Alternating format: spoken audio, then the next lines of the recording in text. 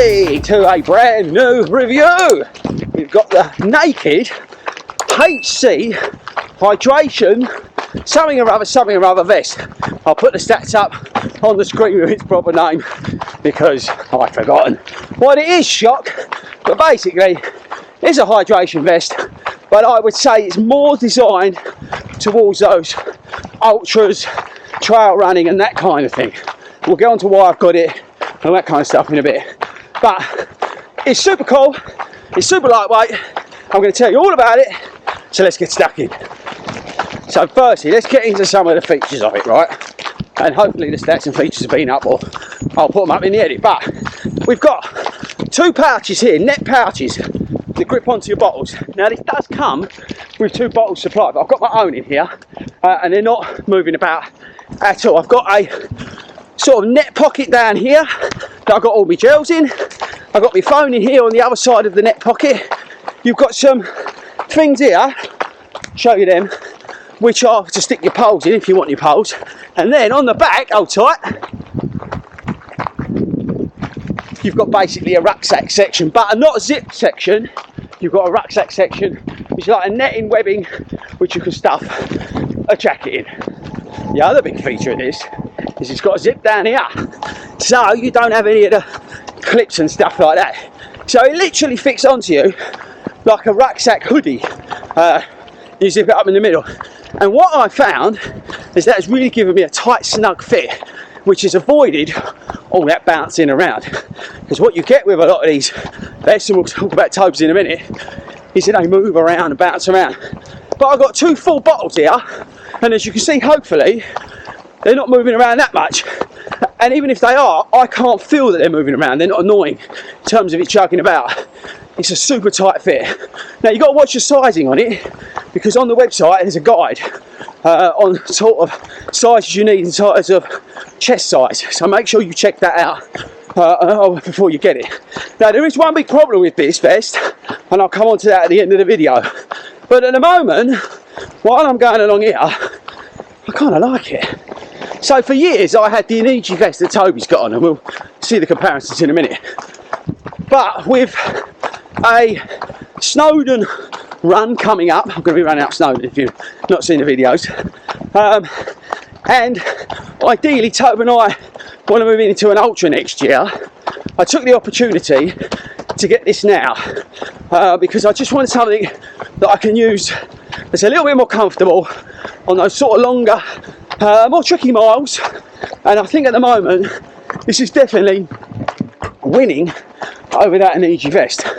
But the main reason I said is I wanted it is because I wanted something a little bit more, I don't know, yeah, comfortable and a little bit more adaptable for that run Snowdon and the ultras next year. So Tobe's got the Untitled one on, which has got the straps under there and it's buckle fitted around here. But as you can see, it is moving around a bit, although you can't really feel it much, can you, Toby, in that? No, if you tighten it up, spend a bit of time getting it tightened correctly, it's alright, isn't it? it's fine, but yeah, you've got to spend a bit. You've got to spend a bit of time. It's also got here, even though Tobe's got it undone, the zip pocket. Maybe you did that because we're filming. Smart like that, Toby's. But you've got a zip pocket on the back. You've also got a zip pocket for your phone, which is, where is it, Toby? Got two. There. One there, one up there. One there.